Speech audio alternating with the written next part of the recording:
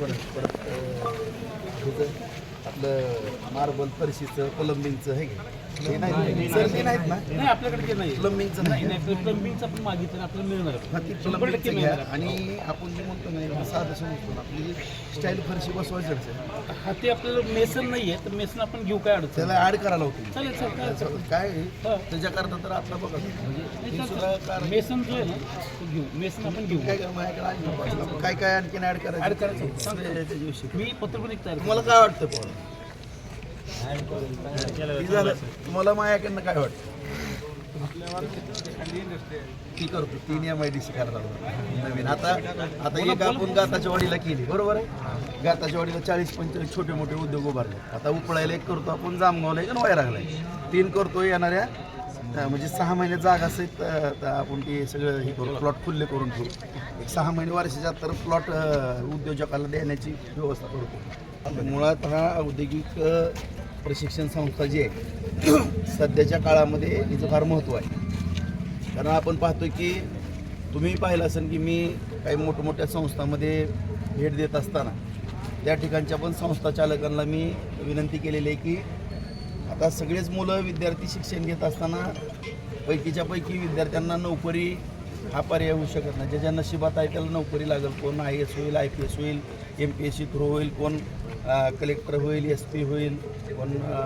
Doctor होईल किंवा काय परंतु उर्वरित जो विद्यार्थी शिल्लक राहणार आहे त्याच्या बाबतीमध्ये आपल्याकडं बी प्लॅन तयार असणं गरजेचं आहे आणि त्याच अनुषंगानं शासनानं केंद्र शासनानं राज्य शासनानं विचार करून औद्योगिक प्रशिक्षण संस्थेची निर्मिती केली आणि या ठिकाणी आपले कारागीर किंवा आपल्या अंगामध्ये जे व्यवसायाचं जे शिक्षण घ्यायचं आहे कौशल्य ह्याच्यामध्ये आपल्याला आपण प्रशिक्षण घेऊन त्या ठिकाणी आपले व्यवसाय सुरू करण्याच्या दृष्टिकोनातून औद्योगिक प्रशिक्षण संस्थेची निर्मिती झाली आणि त्याला बळ देणं ही आजची तर फार मोठी आवश्यकता आहे आता पूर्वी ह्याला किती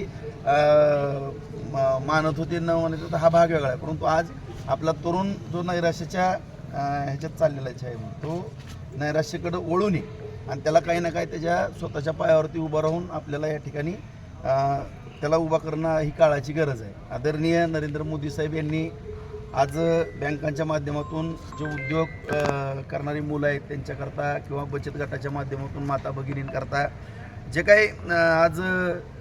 लोन देणे किंवा प्रत्येक ठिकाणी आज मदत करण्याचे धोरण आखलेले आता या योजना मोठ्या प्रमाणामध्ये परंतु या योजना पण सगळ्यांपर्यंत पोचल्या पाहिजेत आणि त्या व्यवस्थितरित्या त्याचं म्हणजे उपयोग पण या ठिकाणी करून घेता आला पाहिजे अशा दृष्टिकोनातून आपण नियोजन करतो आणि माझा आता जास्तीत जास्त भर आता मी मध्यंतरीसुद्धा म्हणलं की आपण या बार्शी तालुक्यामध्ये किंवा जिल्ह्यामध्ये काम करत असताना जिल्हा मध्यवर्ती बँकेच्या माध्यमातून आता दूध संघसुद्धा आपला आहे तो सुद्धा कशा पद्धतीनं जिल्हा दूध संघ चालू होईल त्यालाही टार्गेट करतो नंबर 2 आपण कुक्कुटपालनच्या बाबतीमध्ये आपलं टार्गेट आहे त्यानंतर शेळी पालनच्या बाबतीमध्ये सुद्धा आपण आज धाराशिव जिल्हा आणि बार्शी हा काही वेगळा विषय नाही तो एकत्रित आहे ती जी शेळी आहे तीच आपल्या बार्शीमध्ये त्याच्या बाबतीमध्ये आपण थोडं जागरूकता दाखवतोय भाजीपाल्याच्या बाबतीमध्ये द्राक्षाच्या बाबतीमध्ये मनुक्याच्या बाबतीमध्ये असेल आणि आज जे काही सुतारी काम करणारे माझे बांधव असतील किंवा हे कारपेंटर असतील किंवा फॅब्रिकेशनमधले असतील किंवा इलेक्ट्रिकमध्ये असतील किंवा कुठं मेकॅनिकलचा विषय असेल किंवा आणखीन ही नवीन आता मी सरांना सांगितलं की मोटर मॅकॅनिक आता आपण साधं पाहतोय की एखादी आपली विहिरीवरची मोटर जरी जळाली तरी लवकर मोटर भरणारा नसतो आज फरशीचं स्टाईलचं काम करणारं आता तेही बांधव आपल्या देशातलेच आहेत बिहारचे असतील राजस्थानचे असतील किंवा कुठं ते पण आपले बंधू आहेत त्यांनी या ठिकाणी येऊन काम करणं ही आनंदाचीच बाब आहे कारण ते 2-2 हजार किलोमीटरवरनं या ठिकाणी आपली उपजीविका करताना दिसत आहे त्याच पद्धतीनं माझ्या तालुक्यातील किंवा आपल्या राज्यातील माझ्या तरुणांना नम्रतेची विनंती आहे आपणही सगळ्या कला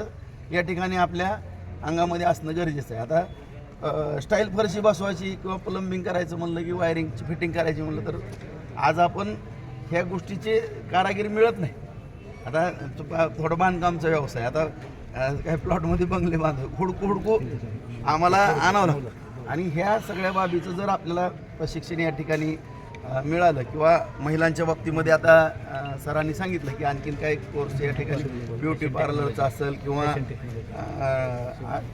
फॅशन टेक्नॉलॉजीचा असेल किंवा आणखीन अन्य ज्या माता भगिनीच्या बाबतीमध्ये जे काही कोर्स करायचे त्याचंसुद्धा हे करते आणि लवकरच मंगलप्रसाद लोढा साहेब यांना या ठिकाणी आपण येणाऱ्या 1-2-2.5 महिन्यामध्ये या ठिकाणी औद्योगिक प्रशिक्षण केंद्र बार्शी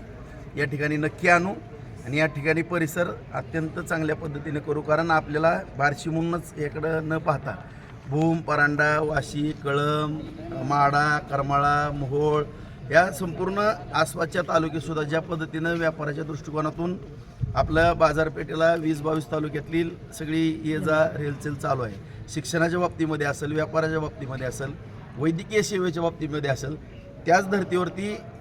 त्या शिक्षणाबरोबरच हे औद्योगिक प्रशिक्षण देण्याच्या दृष्टिकोनातून ते विद्यार्थी आले पाहिजे. आत्ताच मला सरांनी सांगितलं की हो या ठिकाणी निवासी व्यवस्था नाही, 25 विद्यार्थ्याचे नक्की या ठिकाणी ताबडतोब आपण 100 विद्यार्थी राहतील अशा पद्धतीचं या ठिकाणी हॉस्टेल चांगल्या पद्धतीचं करू. इथलं रस्ते वगैरे सगळे सुसज्ज करू आणि अशा पद्धतीचं आपण या ठिकाणी मन लावून जर लक्ष दिलं तर मला खात्री आहे इथून असंख्य तरुण चांगल्या उद्योग व्यवसायामध्ये प्रगती करतील आणि इथून शिक्षण घेऊन बाहेर आल्यानंतर सुद्धा मी त्यांच्या पाठीशी उभा राहील.